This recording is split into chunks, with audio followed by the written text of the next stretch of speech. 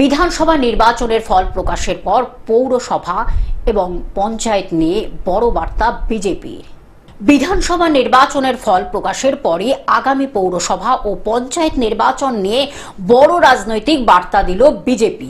বসিরহাট সাংগঠনিক জেলার সভাপতি সুকল্যাণ বৈদ্য দাবি করেছেন, আসন্ন পৌর ও পঞ্চায়েত নির্বাচনে তৃণমূল কংগ্রেস কার্যত শূন্য হয়ে যাবে। তার কথায় সাম্প্রতিক বিধানসভা নির্বাচনের ফলই আগামী দিনের রাজনৈতিক পরিবর্তনের ইঙ্গিত দিচ্ছে।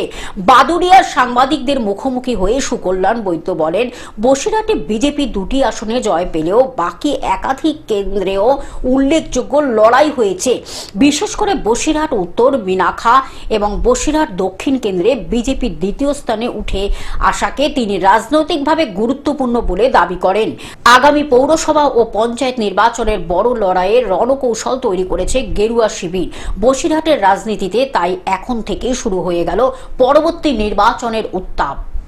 মানুষ, এটা সংখ্যালঘু সম্প্রদায়ের মানুষ, আমি বললাম তো, সংখ্যালঘু সম্প্রদায়ের মানুষ বুঝতে পেরেছে যে ব্যাপক হারে আমাদের সঙ্গে যোগাযোগ করছে যে আমরা আপনাদের সঙ্গে থাকতে চাই, পাশে থাকতে চাই। তারা কোনো পদের দাবি করছে না, তারা জয়েন করতে চাইছে না। তারা বলছে আমরা আমাদের নিজস্ব যে সত্যিকারের মতামত সেটাতে আমরা ইভিএমে প্রতিফলিত করতে পারিনি, কারণ আমাদের সংখ্যালঘু এরিয়াতে টিএমসি এত সন্ত্রাসের সৃষ্টি করেছিল যাতে সংখ্যালঘু ভোট ভাগ না হয়, সংখ্যালঘু ভোট বিজেপির দিকে না চলে যায়, তার জন্য বলছে এবার আমাদের সেই ভয় আর কেটে গেছে। সমানভাবে উন্নয়নের কাজ করছেন, তো সুতরাং আগামী দিনে আমরা স্বতঃস্ফূর্তভাবে আপনাদের সঙ্গে থাকব।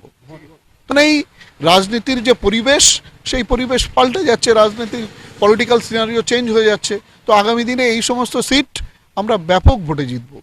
দক্ষিণ 24 পরগনা থেকে সৌমাভ মণ্ডলের রিপোর্ট, গ্লোব নিউজ। এখন থেকে গ্লোব টিভি দেখুন আপনার স্মার্টফোনেও। গুগল প্লে স্টোর অথবা অ্যাপল স্টোর থেকে ডাউনলোড করুন গ্লোব টিভি লাইভ অ্যাপ। এছাড়া জিও টিভি অ্যাপ থেকে দেখুন গ্লোব টিভি লাইভ।